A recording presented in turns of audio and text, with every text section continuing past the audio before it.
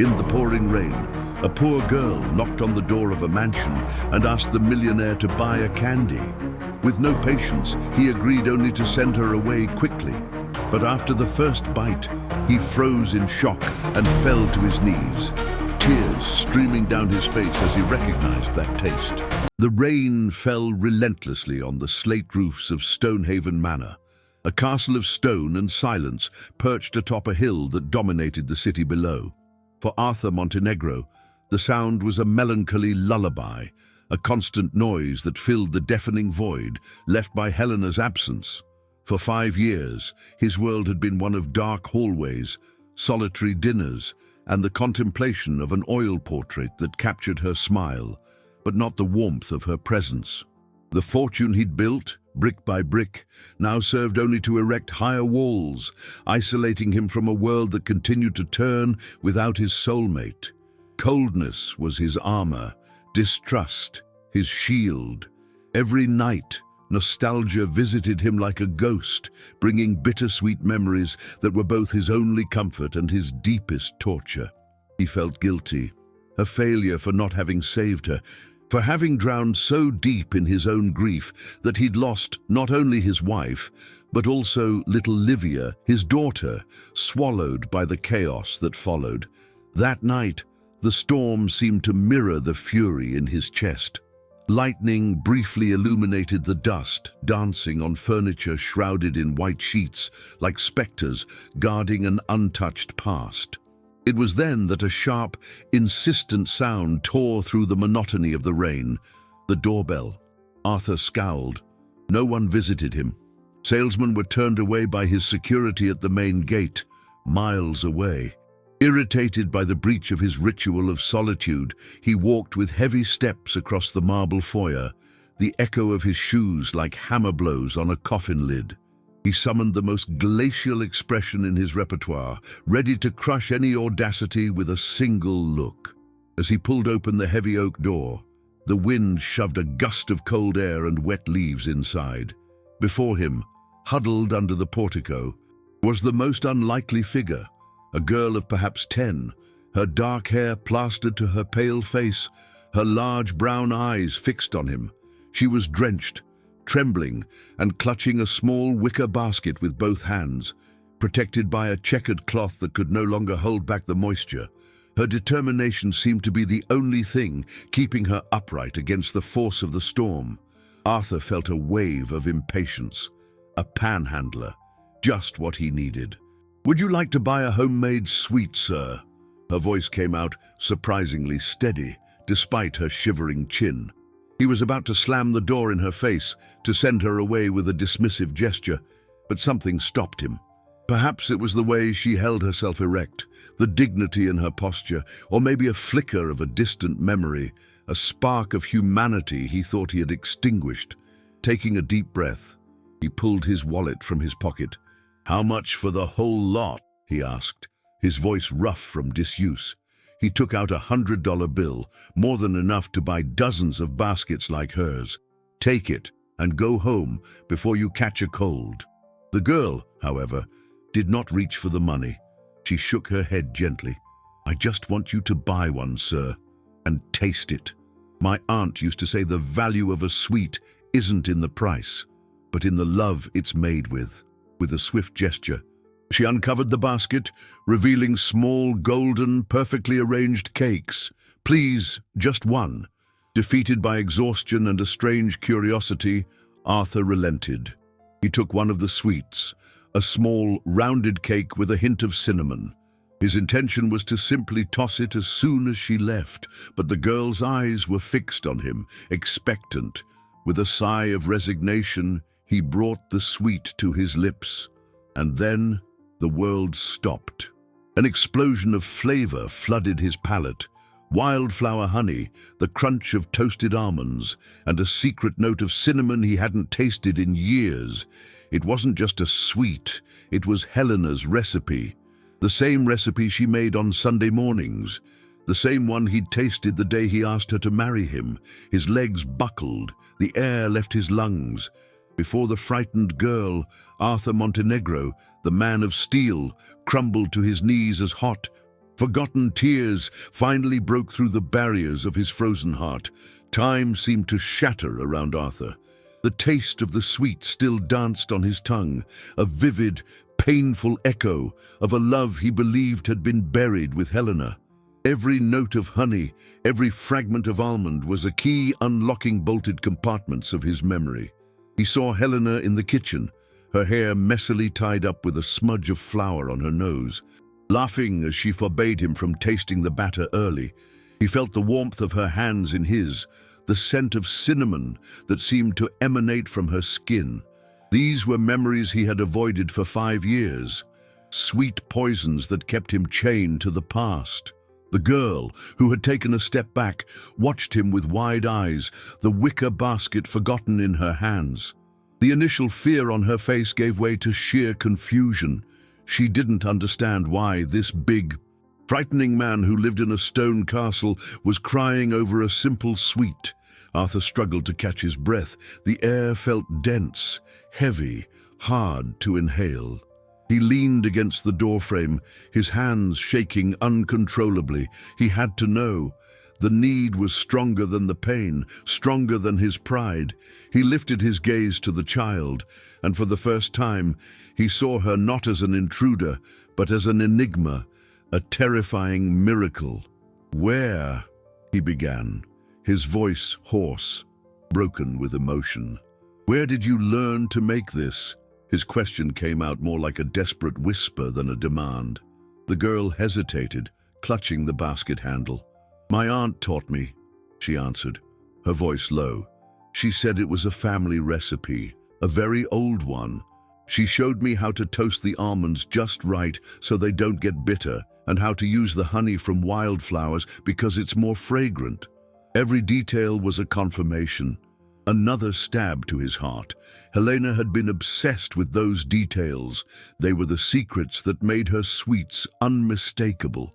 Arthur's mind spun, trying to find a logical explanation, a coincidence, anything but the cruel hope beginning to sprout in his chest. "Your aunt, what was her name?" he pressed, trying to stand, feeling weaker and more vulnerable than he had in years.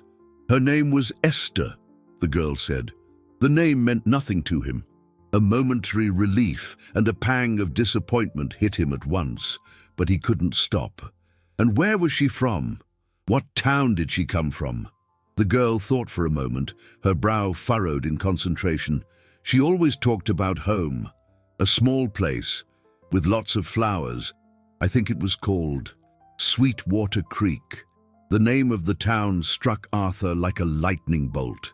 Sweetwater Creek, the forgotten little town Helena had left, full of dreams, never to return, the place he only knew from the nostalgic stories she told on cold nights. The coincidence was impossible. The connection was real, tangible. This girl, this recipe, it was all tied to Helena.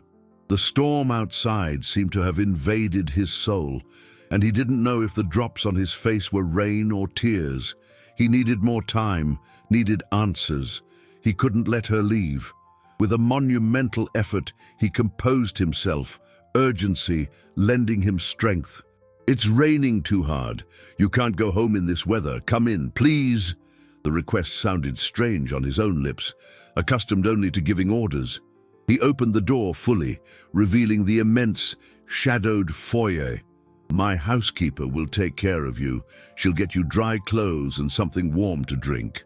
The girl looked at him with suspicion, but the howling wind and the chill in her bones made her relent. She stepped timidly inside, leaving the wet basket on the entrance rug. As Arthur called for his housekeeper, Margaret, his gaze fell on the basket. There was something else there, tucked into the folds of the cloth that covered it. A small piece of white fabric, embroidered in a simple, almost childish hand. With his heart hammering against his ribs, he bent down and picked it up. In the center of the fabric, a single letter had been stitched in faded blue thread, an L. The embroidered L was like a glowing ember in Arthur's palm, simple, almost childish, but to him it was a universe of painful, hopeful possibilities. L for Livia, his daughter, The girl who existed only in faded photographs and in the dark recesses of his mind, where guilt and grief danced an endless waltz. He closed his fingers around the small piece of fabric, feeling the rough texture of the thread against his skin. It could be a coincidence, just another piece in a cruel puzzle assembled by fate. But what if it wasn't? The question echoed in his mind, as loud as the thunder that shook the manor. He looked at the girl, now in the care of Margaret, the white-haired, kind-eyed housekeeper who had served the Montenegro family for decades. Margaret was wrapping the child in a plush towel, murmuring words of comfort, the astonishment on her face as plain as Arthur's. She, too, knew what that sweet meant. "What's your name, dear?" Arthur asked, trying to keep his voice steady, fighting the tremor that threatened to betray him. The girl, huddled in the towel, looked up at him with those big brown eyes that seemed to hold an entire history. "Anna," she replied, her voice muffled. "My name is Anna. Anna, not Livia." The relief was a cold wave, immediately followed by an even sharper disappointment. He was clinging to ghosts, to shadows. It was the grief, making him see connections where none existed. Helena must have shared the recipe with many relatives in Sweetwater Creek. This girl, Anna, was just an echo, a reminder of what he had lost. Even so, the flood of emotions the taste of the sweet had unleashed could not be ignored. It was as if a long-sealed door had been kicked open, and now the light and darkness of his past were invading the present. "Margaret, please take Anna to the kitchen. Make her some hot chocolate and a snack," Arthur said, his voice sounding more like a stranger's in his own home. "And prepare the guest room on the second floor. She'll spend the night. It's too dangerous to go out in this storm." Margaret looked at him, a silent question in her eyes. In 5 years, no soul besides the staff had crossed the threshold of that door, let alone stayed the night. Arthur gave a subtle nod, a sign he would explain later, though he had no explanation himself. He just knew he couldn't let this girl out of his sight. Not yet. As Margaret led Anna down the hall, Arthur remained in the foyer, the small embroidered cloth still in his hand. He had to find out more. The next day, when the storm passed, he would take her home. He needed to know where she lived, who this Aunt Esther was, how Helena's recipe had found its way to her. His mind, once a swamp of apathy, was now working at high speed, making plans, formulating questions. For the first time in years, he felt a purpose, even if it was born of pain. He went up the stairs to his study, a sanctuary of mahogany and leather where he hid from the world. He lit the fireplace and sat in his armchair, watching the flames dance. The fire brought back memories. Memories of another fire, a devastating blaze at their old house, shortly after Helena's death. An accident, the fire department had said. A short circuit, but in that fire he had lost more than bricks and furniture. He had lost the few things that remained of Livia, her drawings, her toys, her birth records. The smoke had carried away the physical proof of her existence, leaving only the ashes of memory. Now, as the fire in the hearth crackled, he wondered if that fire had truly been an accident. Distrust, his old companion, whispered in his ear, planting seeds of doubt in soil already fertile with anguish. Was it just paranoia, born of his isolation, or was there something more sinister hidden beneath the ashes of his past? He looked at the embroidery in his hand. Perhaps the answer wasn't in the ashes, but in that simple L stitched with blue thread, and he was determined to find the truth, no matter the cost. The next morning broke grey and damp, as if the storm had washed the color from the world. Arthur hadn't slept. He'd spent the night in his study, his mind a whirlwind of memories and speculation. The small embroidered cloth rested on his desk, next to an untouched cup of coffee. Every time he looked at the letter L, he felt a mix of hope and dread. Anna's presence in the house was a concrete fact, an anomaly in his meticulously controlled routine of solitude. The smell of hot chocolate from the kitchen, the soft voice of Margaret talking with the girl. These were sounds the manor hadn't heard in years. They were the sounds of life, and that scared him as much as it comforted him. He went downstairs to find Anna sitting at the kitchen table, wearing a pair of old flannel pajamas that had belonged to Livia and that Margaret had kept like a relic. The clothes were a bit big for her, but the girl looked warm and comfortable, eating a slice of cake with a healthy appetite. Their eyes met for a moment, and Arthur saw a resilience in her that disarmed him. There was no fear, only a cautious curiosity. "Good morning," he said, his voice still hoarse. "Did you sleep well?" Anna nodded, her mouth full of cake. "The bed was so soft," she answered after swallowing. "It was like a cloud." A ghost of a smile threatened to touch Arthur's lips, but he suppressed it. He couldn't allow himself to feel. Feeling was dangerous. "I'll take you home today," he stated, more to convince himself than to inform her. "Just tell me where you live." The girl stopped eating.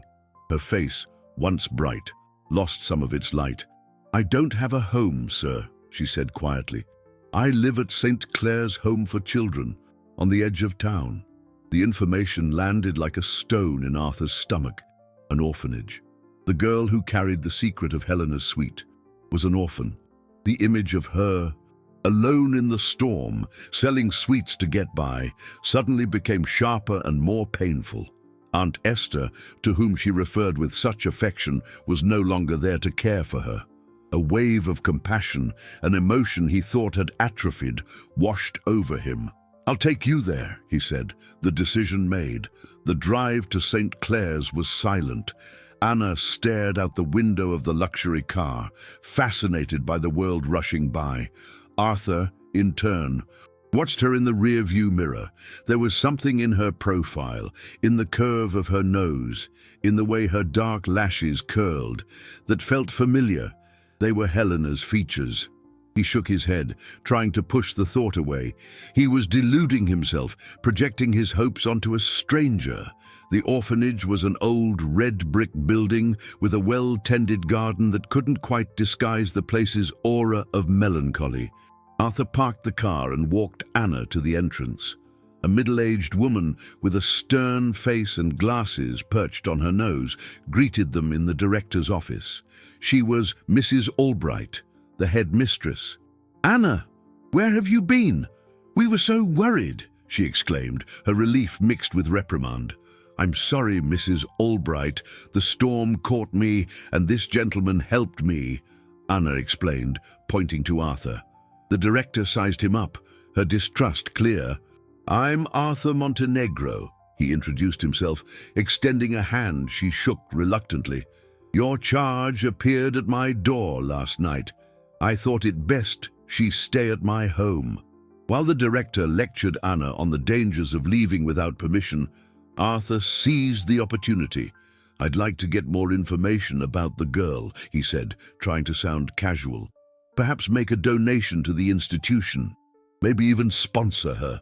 The interest of such a wealthy man seemed to soften Mrs. Albright's expression. "Anna has been with us for a few years," she began, consulting a file on her desk. "She was found wandering alone near the bus station. No papers, no identification. She only knew her first name and talked about an Aunt Esther who had gone on a trip. Is there no record of how she came to the city? No relatives?" Arthur insisted. The director shook her head. "Absolutely nothing. It's a mystery. The notes just say found, no last name, no history. It's as if she appeared out of thin air." Those words, "appeared out of thin air," echoed in Arthur's mind. Livia, too, had vanished like smoke. While he was drowning in his grief, she had disappeared. Distant relatives had taken her, he had always believed. But what if the story was different? He looked over at Anna, now talking with other children in the yard. Among her belongings, left in a small box by the office door, he saw something that made his heart stop. It was a small silver necklace with a charm.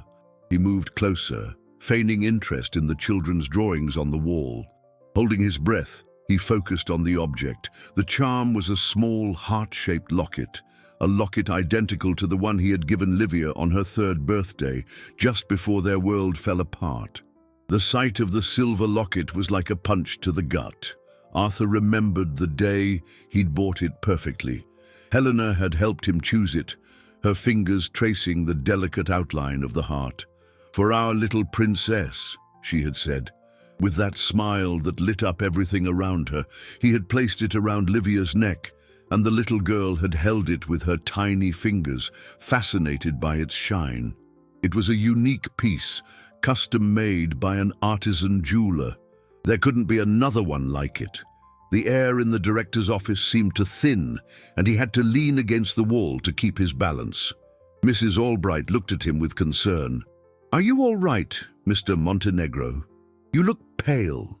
Arthur forced a nod, his throat dry. "I'm fine, just a bit stuffy in here." He needed to get out, to breathe, to think. That locket was the missing piece, the almost irrefutable proof that his delirious hopes might, after all, be real. Anna wasn't just a girl who knew his wife's recipe, she wore his daughter's necklace. He bid the director an abrupt goodbye, promising to return to discuss the donation. As he left, his eyes met Anna's one more time. The girl gave him a small, shy smile, a gesture that for some reason carried a weight of familiarity that hit him square in the chest. He got into his car, his hands shaking so badly he could barely turn the key in the ignition. He drove aimlessly, his mind racing, trying to connect the dots. Anna, found alone a few years ago, no last name, no history, the Aunt Esther from Sweetwater Creek, the sweet, the embroidery, the locket. The pieces were fitting together in a way that was both terrifying and wonderful. But how? If Anna was Livia, why didn't she recognize him? Why was she in an orphanage? What had happened in those dark years while he had shut himself off from the world? The questions assaulted him, each more painful than the last. He pulled the car over on a deserted road, his head resting on the steering wheel. The headache was throbbing, the same one that had plagued him in the months after Helena's death. It was the pain of helplessness, of grief, of confusion. He returned to the manor and locked himself in his study again. He needed concrete proof, something that went beyond his own turbulent emotions. He hired the best private investigator in the city, a discreet and efficient man named Vincent. He gave him all the information he had: Anna's name, St. Clair's Home for Children, the name Aunt Esther, and the town of Sweetwater Creek. "I want you to find out everything about this girl," Arthur said over the phone, his voice laden with an urgency he hadn't felt in a very long time. "Every detail, where she came from, who this aunt was, why she was alone. I don't care what it costs." In the days that followed, Stonehaven Manor took on a new dynamic. Arthur found excuses to visit the orphanage almost daily. He brought books, toys, generous donations. Mrs. Albright, once suspicious, now greeted him with smiles and gratitude. But the real reason for his visits was Anna. He watched her from a distance, studying her gestures, the way she tilted her head when concentrating on a drawing, the sound of her laughter as she played with the other children. Every small detail was a glimpse of Livia, a shadow of his lost daughter that made him oscillate between euphoria and despair. He discovered that Anna was a smart, introspective girl.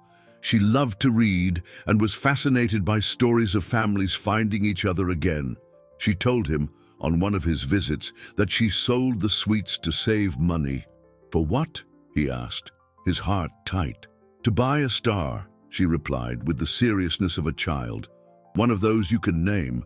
I want to name it after Aunt Esther, so she can shine in the sky forever." The purity of her wish, the depth of her grief for this aunt, moved Arthur in a way that left him speechless. Who was this woman who had cared for his daughter and taught her so much about love and memory? The first concrete lead came from the investigator, Vincent, a few days later. "Mr. Montenegro," he said over the phone, "I have news about Aunt Esther. Her full name was Esther Camargo, and according to records from the town of Sweetwater Creek, she was the first cousin of a woman named Helena Aldrich, his wife's maiden name. Arthur felt the floor disappear from under him. The connection was no longer a guess. It was a fact. Esther was Helena's cousin, her family, and she had been with his daughter all this time. The confirmation that Esther Camargo was Helena's cousin ignited a cold, calculated obsession in Arthur. The grief that had paralyzed him for 5 years transformed into a feverish energy, a visceral need to unravel every knot of this mystery. He was no longer just a grieving man. He was a father searching for his daughter.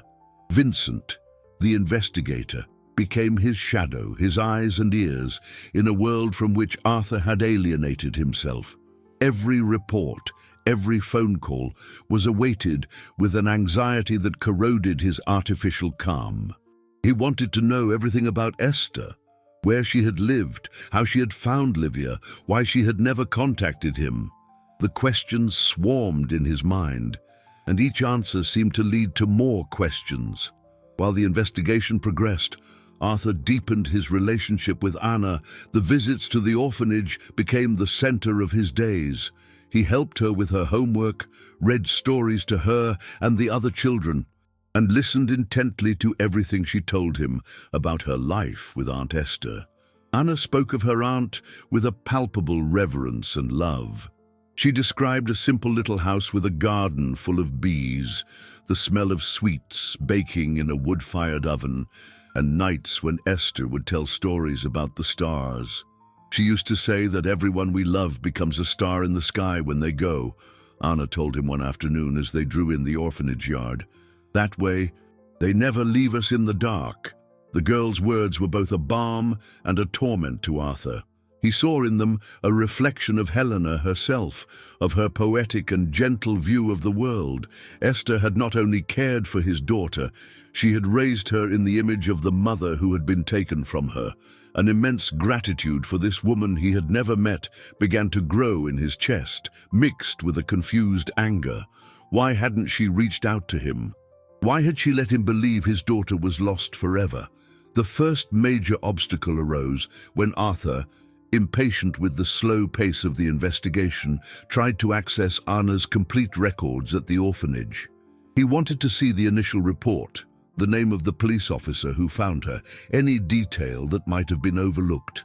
Mrs. Albright, however, blocked his path.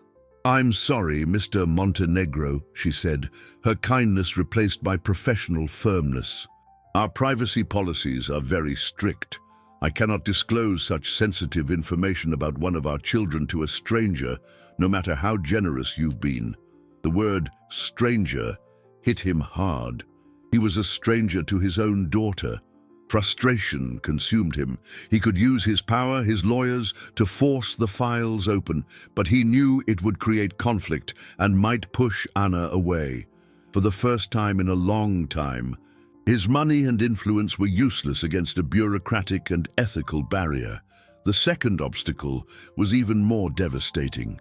Vincent discovered that the small house in Sweetwater Creek, where Esther and Anna had lived, had been sold after Esther's death. The new owners, during a renovation, had burned all the old belongings they found in a shed out back. Boxes of documents, photographs, letters, everything had turned to ash. It was like the fire at his old house. A cruel erasure of the past, destroying any proof that might link Esther to Helena or Anna to Livia. Arthur felt as if he were running in circles, always arriving too late, always finding only wreckage. Despite the setbacks, the bond between him and Anna grew stronger. On one of his visits, he brought an old photo album under the pretext of showing what the city used to look like. As they flipped through the pages, he stopped at a photo of a young, smiling Helena at a picnic. "She's pretty," Anna commented, tracing the woman's face in the photo with her finger. "Her eyes look like Aunt Esther's and a little like yours." Arthur's heart leaped. She saw it. Even without knowing, she saw the connection. He felt he was getting closer, but at the same time, the truth seemed protected by a labyrinth of secrets and losses. It was then that Vincent called, his voice tense on the other end of the line. "Mr. Montenegro, I found something a hospital record. Esther Camargo passed away 6 months ago, but what's important is what I found in her admission record from years ago. When she moved to Sweetwater Creek, she registered a child under her care, a 5-year-old girl. The name she gave the girl wasn't Anna. Arthur held his breath, the phone pressed to his ear. "What was the name?" he whispered. "The name on the record," Vincent said. And each word seemed to echo through the silent room was Livia. The name Livia, spoken by Vincent, traveled across the phone line and exploded in the silence of Arthur's study. It was no longer a suspicion, a fragile hope woven from memories and coincidences. It was a fact, recorded on paper, filed away in a hospital. Livia, his daughter, Anna, was Livia. The truth hit him with the force of a tidal wave, sweeping away the uncertainty and leaving in its place a maelstrom of conflicting emotions, a joy so intense it hurt, a relief that left him breathless, and a profound sorrow at rediscovering all he had lost. He sat down heavily in his armchair, the phone slipping from his trembling hand. The walls of the study seemed to retreat, and the world shrank to that single name, that single truth. She was alive. His daughter was alive. The initial euphoria, however, quickly gave way to an avalanche of new, agonizing questions. If Esther had registered her as Livia, why was she known as Anna at the orphanage? What happened between their arrival in Sweetwater Creek and the moment the girl was found, alone, at the bus station? The story was incomplete, full of gaps his mind tried to fill with the worst-case scenarios. Why would Esther abandon her after protecting her for years? It made no sense. The picture Anna painted of her aunt was that of a loving, devoted woman. Arthur knew he couldn't just march into the orphanage and claim Anna was his daughter. He needed more than an old hospital record. He needed irrefutable proof, something no one could contest. He needed a DNA test. The thought terrified him. What if, by some cruel twist of fate, he was wrong? What if this was all a macabre coincidence and he was about to destroy himself and this girl with false hope?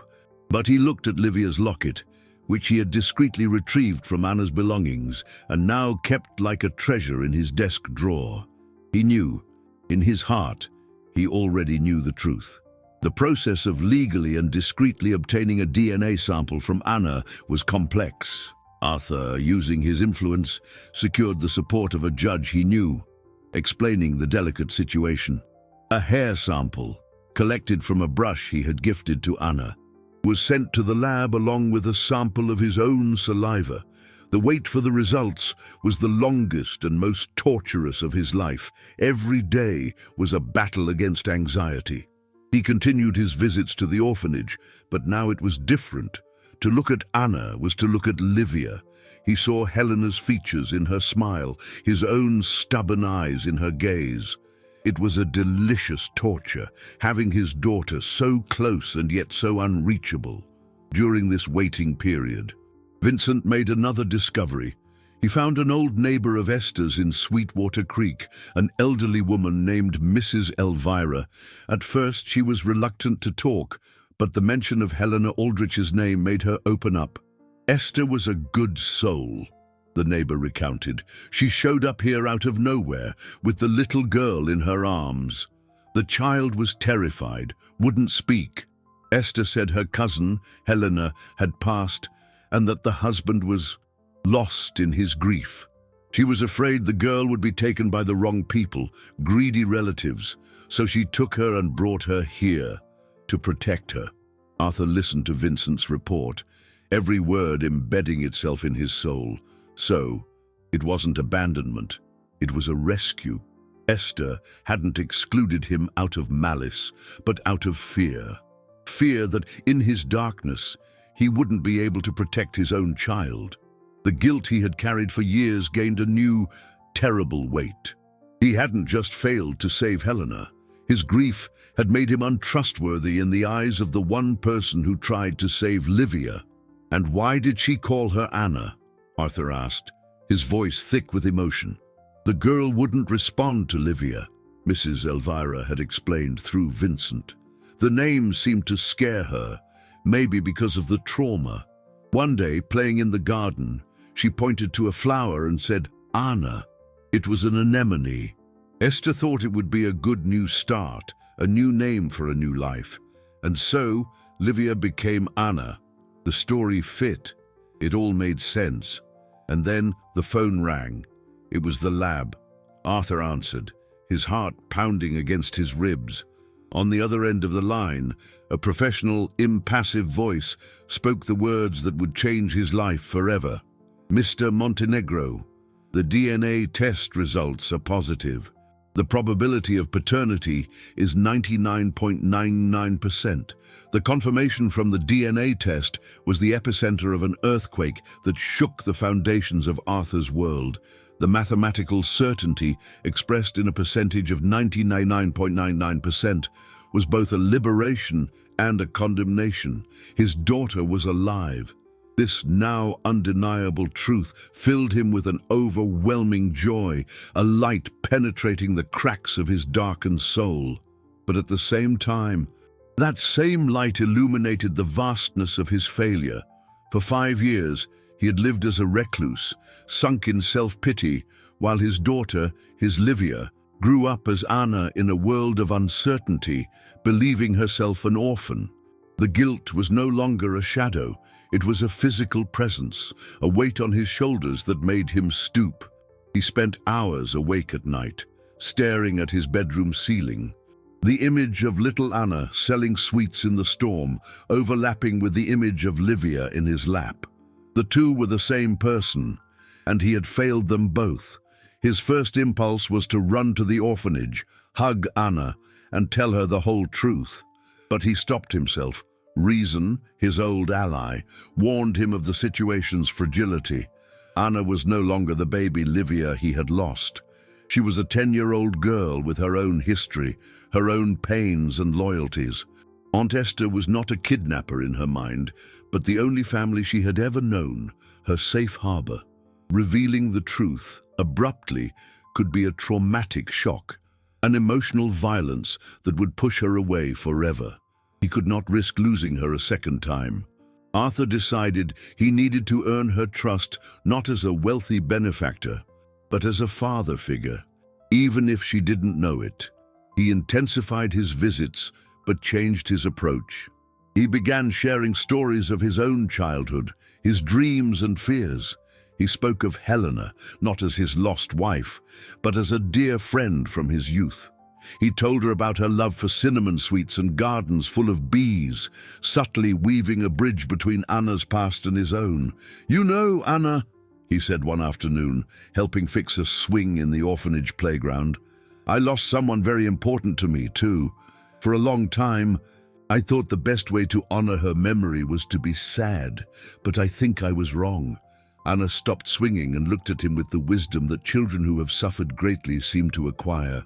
"Aunt Esther said we honor the ones who are gone by living the most beautiful life we can. That way, they can smile down from heaven." Her words, so simple and so profound, were an echo of Esther's lessons, of Helena's lessons. Arthur felt a lump in his throat. He was learning more from this child than he had in 50 years of life. Their relationship blossomed on a ground of unspoken truths. He took her on outings, to museums and parks. In every gesture, every conversation, he tried to build a foundation of affection and security. He wanted that, when the truth came out, she would see him not as the man who had abandoned her, but as Arthur, her friend, someone she could trust. In the meantime, a new, more threatening obstacle emerged. News of Arthur Montenegro's generous donations to St. Clair's and his particular interest in one of the orphans began to spread. The Montenegro name still carried immense weight in the city, and where there is great fortune, greed is never far behind. One day, arriving at the orphanage, Arthur was intercepted by a couple he vaguely recognized from old family photos of Helena's. They were distant cousins, with calculated smiles and ambitious eyes. "Arthur, what a surprise to see you here," the man said, extending a hand. "We heard about your interest in the little orphan. We've come to claim what is ours by right. After all, the girl is our own flesh and blood. We are her closest relatives." Arthur felt his blood run cold. They knew, somehow, they knew who Anna was and what she represented.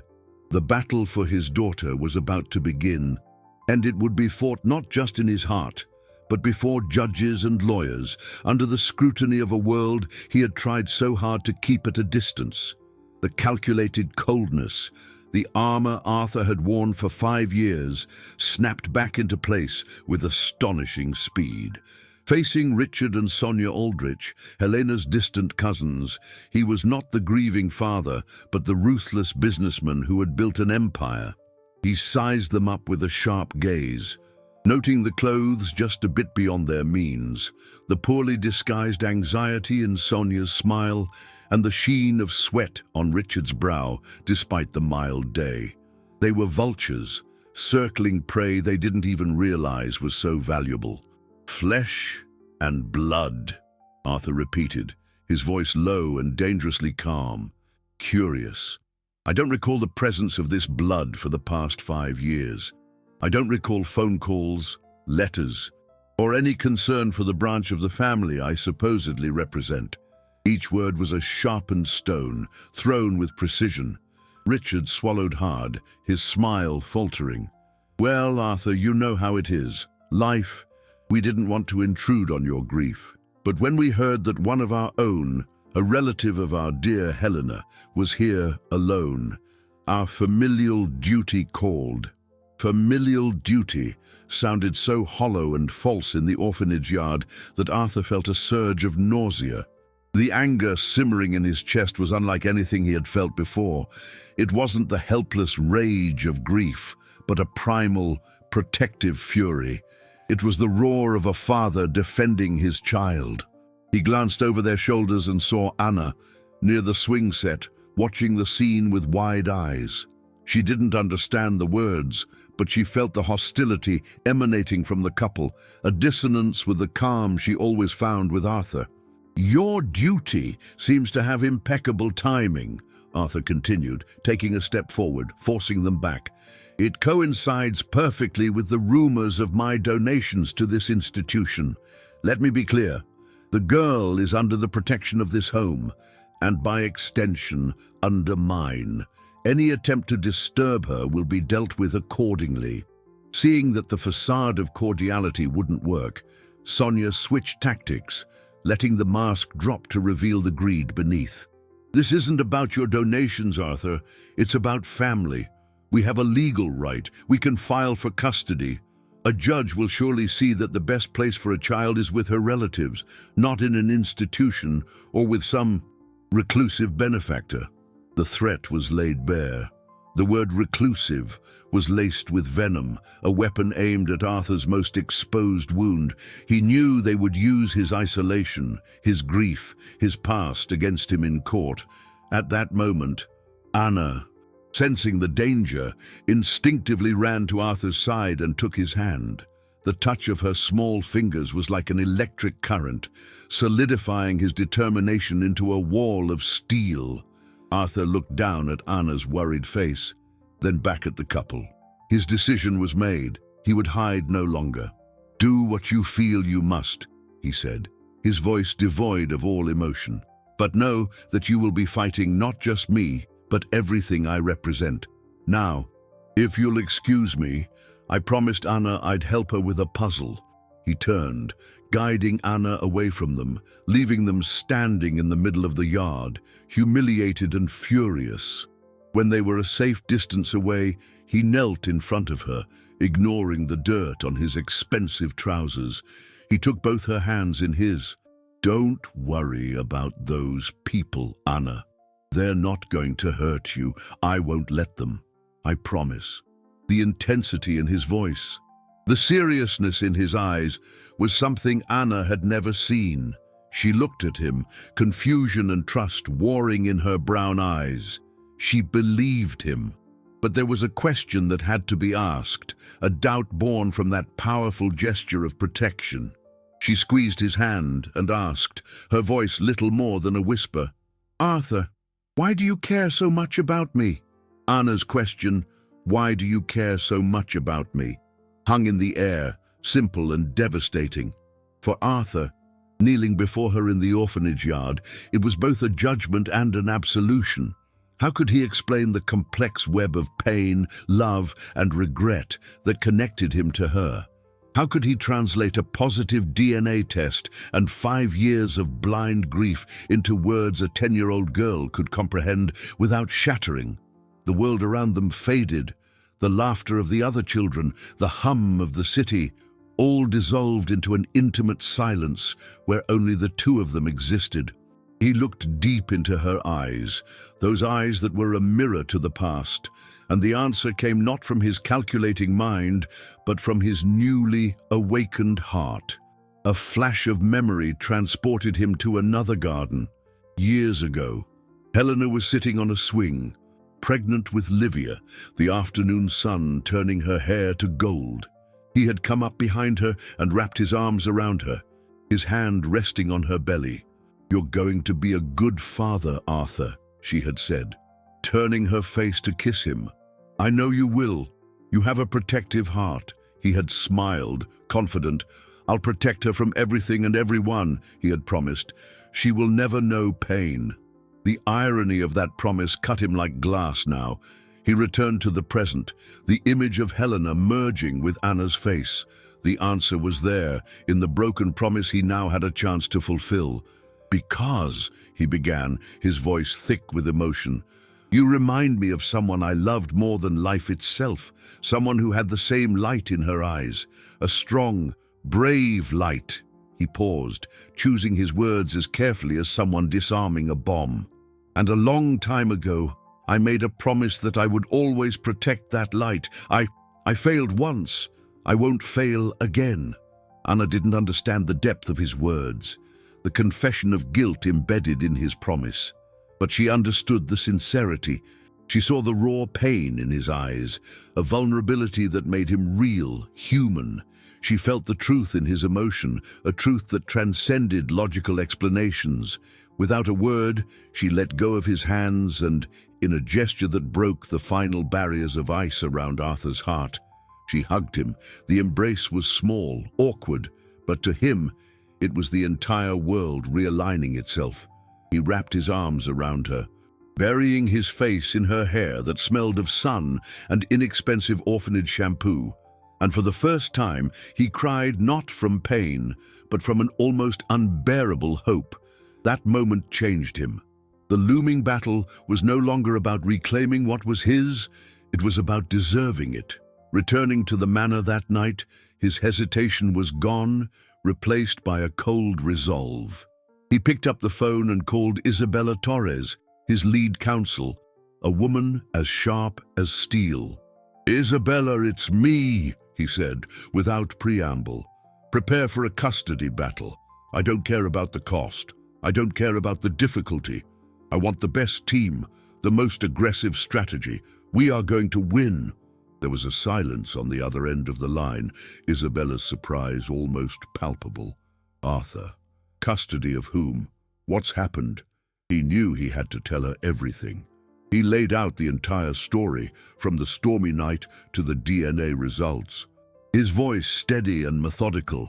When he finished, Isabella took a moment to respond. He could hear her processing the information, her legal mind analyzing every angle. "Arthur," she said finally, and her tone was grave, devoid of any optimism. "The DNA proves she's your daughter, but that's only half the battle. And honestly, it's the easier half." "What do you mean?" he asked, his impatience rising. "I mean," the lawyer continued, her words falling like sentences, "they aren't going to question her paternity. They're going to question yours. A man who spent 5 years in isolation, who has no friends, no social life, who never searched for the daughter everyone thought was lost. They will paint a portrait of you as an unstable, broken man, unfit to care for a child. They will argue that you didn't lose her, Arthur. They will say you abandoned her. And a judge, looking at the facts, might just agree with them. Isabella's words were not a warning. They were a mirror, a cruel mirror that reflected the image the world would see. Not the man who had drowned in grief, but the selfish monster who had left his own child adrift. The lawyer's cold truth hit him harder than any accusation from the greedy cousins. They would use his pain as a weapon, turn his sanctuary of grief into a cage of mental instability. And worst of all, he knew there was a kernel of truth in their future accusations. He had lost himself. He had hidden from the world, and in doing so, had hidden from his responsibility, from his own daughter. The realization was a vertex of clarity in the fog of his anguish. To win this battle, he didn't just need good lawyers. He needed to rebuild himself, brick by brick, from the rubble of who he had become. The next morning, Stonehaven Manor witnessed a change. Arthur ordered all the sheets covering the furniture to be removed. He had the windows thrown open, letting sunlight and fresh air invade the dusty corridors. Margaret watched him in silence, her eyes misty with a contained emotion. He stopped before the large portrait of Helena in the foyer, not with the melancholy adoration of before, but with a new resolve. "I'm bringing her home, Helena," he whispered to the painting. "I'm going to fix this. I promise." He knew he needed allies, character witnesses who could counter the image of a recluse that would be painted in court. He picked up the phone and, with sweating hands, made the most difficult calls of his life. He called old friends he had neglected, former business partners he had pushed away with his coldness. The conversations were awkward, filled with uncomfortable pauses, but in each one, he was honest. "I need help," he admitted. The phrase his pride had forbidden him from uttering for 5 years. "I've found my daughter." The news was met with shock, disbelief, and, to his surprise, with warm and immediate support. The walls he had built around himself began to crumble, not from an external attack, but by his own hand. His main focus, however, remained on Anna. He had to prepare her, not for the truth of her identity, but for the storm that was coming. During a visit to the orphanage, he found her sitting alone, reading a book. The cousins had returned the day before, trying to speak with her, but were stopped by Mrs. Albright. The girl was scared. "Arthur," she said, closing her book, "those people, they said they're my family." He sat beside her, his heart heavy. "Sometimes, Anna, the people who share our blood aren't the ones who are truly our family. Family are the people who take care of us, who protect us, who love us. Like your Aunt Esther." "And like you?" she asked, her voice small but her gaze locked on his. He swallowed the lump in his throat. "I'm trying, Anna. I'm trying to be someone who deserves to be part of your family." He knew he needed to create new memories with her, happy memories that could serve as an anchor in the difficult times ahead. He had an idea. "Would you like to go somewhere special?" he asked. "A place that the person I told you about, the one with the light in her eyes, loved very much." He took her to the old city park, a place he hadn't visited since before Livia was born. It was where he and Helena used to have picnics. He pushed her on the swing, higher and higher, and her laughter echoed through the trees, a sound that was pure music to his ears. They sat under a large oak tree, the same one where he had proposed. She loved this tree, he told her. She said it was strong and its roots ran deep, like true love. He watched Anna's face as she listened intently. "She would have liked you very much," he added, his voice breaking slightly. That evening, returning to the manor for a dinner Margaret had specially prepared for Anna, Arthur felt a peace he hadn't known in years. The battle would be hard, but he was ready. As they entered the foyer, one of his security guards approached, his face serious, holding a large, official envelope. "This arrived from the courthouse, sir. It's a summons." Arthur took the envelope, the paper cold and impersonal in his hand. This was the beginning. War had been declared. Anna, at his side, looked at the document with childlike curiosity. "What's that, Arthur?" Anna's question was an arrow of innocence in the heart of the brutal reality. Arthur looked from the envelope in his hand to the girl's curious face and felt the weight of the world crash down on his shoulders. That piece of paper wasn't just a summons. It was the materialization of his greatest fear, that his fight to get his daughter back would end up destroying her. He forced a smile, the mask of calm he had learned to wear so well, even as he was falling apart inside. "It's nothing important, sweetie. Just work papers. Grown-ups and their boring paperwork." He stuffed the envelope into his jacket pocket, the gesture swift and final, as if he could hide the threat it represented. The dinner, meant to be a moment of joy and connection, passed under a nearly palpable tension. While Anna delighted in Margaret's lasagna, chattering excitedly about going higher than all the other kids on the park swing, Arthur could barely swallow his food. Every laugh from her was a reminder of what was at stake. The picture Isabella had painted of an unstable and reclusive father haunted him. He looked around the sumptuous, empty dining room and, for the first time, saw it through a judge's eyes. It was a mausoleum, not a home. That night, after tucking Anna into the guest room, now permanently arranged for her, he met with Isabella in his study. The lawyer, with her serious demeanor and a briefcase full of documents, didn't sugarcoat it. "The preliminary hearing is set for 2 weeks from now, Arthur. They're moving fast.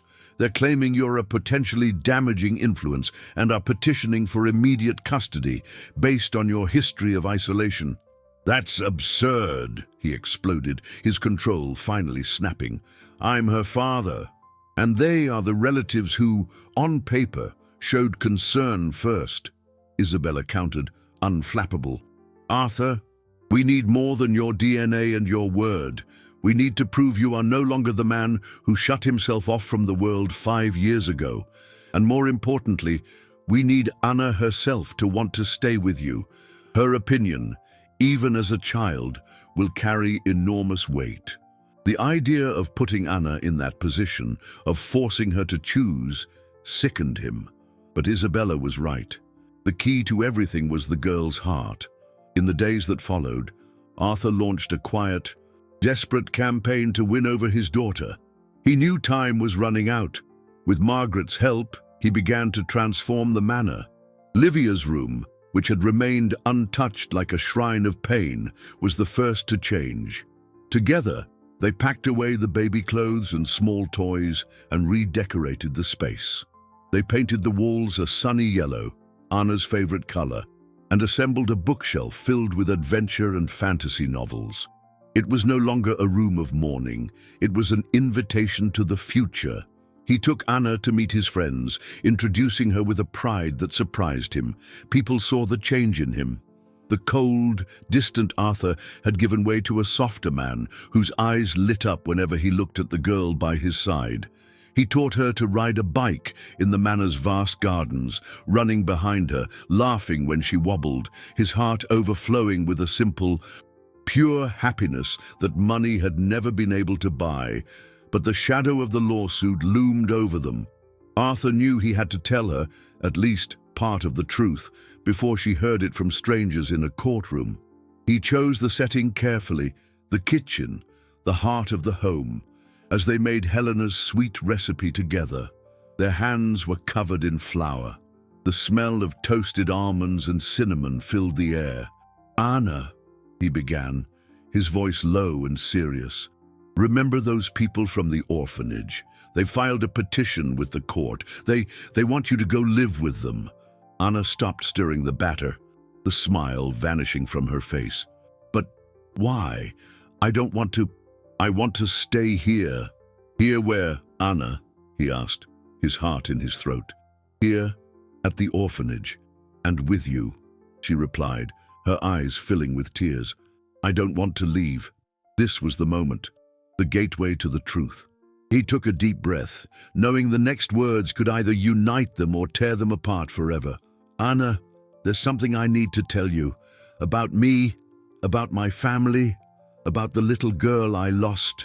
He began the story, his voice trembling, speaking of a wife who loved sweets and a little daughter named Livia who wore a heart-shaped locket. He took the locket from his pocket and placed it on the flowered tabletop between them. Anna looked from the locket to his face, comprehension beginning to dawn in her eyes like a sunrise. She touched the small silver heart with her fingertip. I remember this," she whispered, a ghost of a memory surfacing from the depths. "A man gave it to me. A man with a sad face." Arthur's heart stopped. She remembered. Before he could say another word, the manor's doorbell rang, shrill and insistent. Margaret came into the kitchen, her face pale. "Sir, it's a court officer, and he's with them. The cousins, they have a court order." Arthur stood up, icy fear shooting through his veins. "What order?" Margaret looked at Anna, then back at him, her lips trembling. "An emergency custody order. They've come to take the girl, now." The smell of cinnamon and almonds in the kitchen turned to ash in Arthur's mouth. The world narrowed, focusing on Margaret's pale face and the words she had spoken. "They've come to take the girl." For a second, the old Arthur, the furious, helpless recluse, threatened to resurface. A wave of blind rage washed over him, the urge to punch walls, to scream at the injustice, to use his fortune to crush those who dared to touch his daughter. But then he felt a tug on his trousers. Anna was there, clinging to him, her enormous eyes locked on his, seeking safety in the chaos. That simple touch was his anchor. The rage dissipated, replaced by a cold, protective clarity. He could not afford to fall apart, not in front of her. He walked with firm steps into the foyer. There they were, Richard and Sonia, with poorly disguised expressions of triumph, and between them, a man in a grey suit with the weary air of someone who has seen it all. The court officer. He held the document like a weapon. "Arthur Montenegro?" the officer asked. Arthur just nodded. "I have a court order for the emergency custody of the minor known as Anna. You are to release her to her designated guardians, Mr. and Mrs. Aldrich." Arthur took the paper, his eyes scanning the legal jargon that sealed his nightmare. It was real, legal, uncontestable in that moment. He looked at Sonia, who was now smiling openly.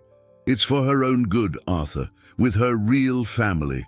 The urge to retaliate was immense, but he knew any outburst would be used against him. Instead, he did the hardest thing he had ever done. He ignored them. He knelt on the marble floor, bringing himself to Anna's level, holding her shoulders firmly but gently. "Anna, listen to me," he said, his voice low and steady, a lighthouse in the storm. "These people are going to take you for a little while. It's a silly grown-up rule, a mistake, but I want you to know this is not forever. Do you understand? I am going to fix this." "I don't want to go," she cried, tears finally breaking free. Clinging to his shirt, "I want to stay with you." "I know, and you will," he promised, looking directly into her eyes. "I will come for you. No matter what happens, I will bring you back home. This is your home." He took the heart locket from his pocket and pressed it into her hand. "Hold on to this. It's a promise. Until I come back. Okay?" She nodded, sobbing, clutching the cool metal in her hand. The separation was the most painful thing Arthur had ever experienced. Worse than Helena's death, because this was a loss he was watching happen in real time. Powerless. He had to uncurl her fingers from his, one by one. He had to watch her being led away by Sonia, looking back over her shoulder, her face streaked with tears, until the door closed. The silence that followed was deafening. Margaret was weeping softly in the corner. Arthur remained on his knees for a long moment, but he did not let himself fall into the abyss. The promise he had made to Anna echoed in his soul. He stood up, his face a mask of determination. He picked up the phone. "Isabella, they took her. I want an emergency hearing. Tomorrow. I don't care what you have to do." "Arthur, that's nearly impossible," she began. "Make it possible." He cut her off. "And one more thing. We need something irrefutable."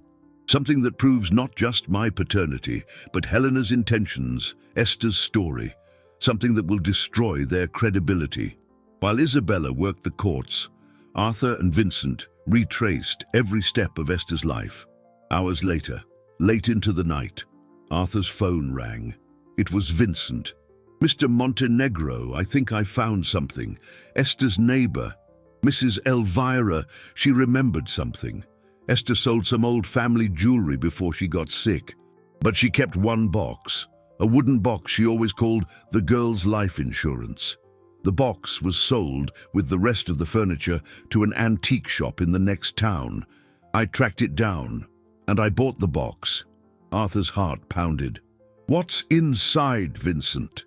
There was a pause on the other end, the sound of creaking wood. Papers, photos of Helena and Livia, and letters. A bundle of letters tied with a ribbon. From what I can tell, they're letters from Helena to Esther. But there's one on top. The envelope is yellowed, but the name is clear. It's a letter from Helena to you. Vincent's revelation was a bolt of lightning in the darkest night of Arthur's soul. A letter from Helena to him. A voice reaching out from beyond the grave, a bridge across 5 years of silence and pain. "Bring it, now," was all he could manage before hanging up. The wait was agonizing, each minute stretching into an hour. When Vincent finally arrived, carrying the small, time-worn wooden box, Arthur took it with trembling hands. It was a treasure chest and Pandora's box all at once. Inside, just as Vincent had described, were photos of a young Livia, the locket gleaming at her neck, and there, at the bottom, was the bundle of letters. On top, the yellowed envelope with his name in Helena's elegant, unmistakable handwriting. He opened it with reverent care. The paper inside was fragile, the words slightly faded, but the message was clear, vivid, and it hit him with the force of a revelation. "My dearest Arthur," the letter began, "if you are reading this, it means I am gone, and the world seems a darker place. I know your grief will be immense, as vast as your heart, and that is why I am writing. Your greatest strength, my love, has always been your ability to build, to protect. But your greatest weakness is letting your pain build walls around you. Do not let that happen. Do not lose yourself. Our Livia will need you more than ever. She is the continuation of our love, the light that must guide you out of the darkness. If, for any reason, you feel lost, find Esther. She is the strongest person I know. She will know what to do. She will protect our daughter until you are ready to live, my love. Honor me not with tears, but with the joy you and Livia will build together. I love you, forever." The tears Arthur hadn't allowed himself to cry when they took Anna now flowed freely, christening the old paper. They were not tears of sorrow, but of understanding. Helena had known him better than he knew himself. She had foreseen his fall and left him a map for his return. Esther hadn't acted out of fear of him, but out of love for Helena, following a silent instruction. And he, Arthur, finally understood. Honoring Helena wasn't about mummifying the past, it was about building a future. The next morning in court, the atmosphere was frigid. Richard and Sonia sat with their lawyers, confident. Anna, small and frightened between them, looked at no one. When Arthur walked in, his gaze met hers. He gave her a small nod, a silent promise. The cousin's lawyer painted the expected picture, that of an unstable, reclusive billionaire who had only now, on a whim, decided to claim a daughter he had abandoned. When it was Isabella's turn, she didn't argue. She simply presented the evidence, the DNA test, the photos, the hospital records, and then she took out the letter. "Your Honor, I ask for permission to read a letter written by the late Mrs. Montenegro, addressed to her husband." As Isabella read Helena's words, the silence in the courtroom became absolute. Helena's voice echoed in that sterile room, speaking of love, of fear, and above all, of an unshakable faith in Arthur. When the reading was over, Richard and Sonia's faces were ashen. Their narrative of abandonment had been destroyed by the words of the very woman they claimed to honor. The final blow, however, came from the most important witness. The judge, a woman with a sharp, kind gaze, turned to Anna. "Dear, I know this is hard, but I need you to tell me, in your own words. Where do you want to live?" Anna looked at the cousins, then at Arthur. She stood up, small and straight, clutching the locket in her hand. "I don't know who Livia is," she said, her voice clear and firm. "My name is Anna. My Aunt Esther taught me how to make sweets and told me my mother became a star. She told me my father was lost, but that one day he would find his way back." She paused, her eyes fixed on Arthur. "He found me. I want to stay with my father." 4 weeks after that stormy night, Stonehaven Manor was no longer a castle of silence. It was a home. Laughter echoed in the halls, the smell of baking sweets a constant in the kitchen. Arthur and Anna, or rather Livia, as she now asked to be called, proud of her rediscovered name, stood side by side, their hands covered in flour. He taught her the secrets of the recipe Helena had taught him, and she taught him the secrets of the life he had forgotten. The girl who had arrived as a rain-drenched sweet seller had indeed unlocked the door to his house, but more than that, she had given him back the key to his own heart, proving that love, much like an old family recipe, is never truly lost. It just waits for the right moment to be rediscovered.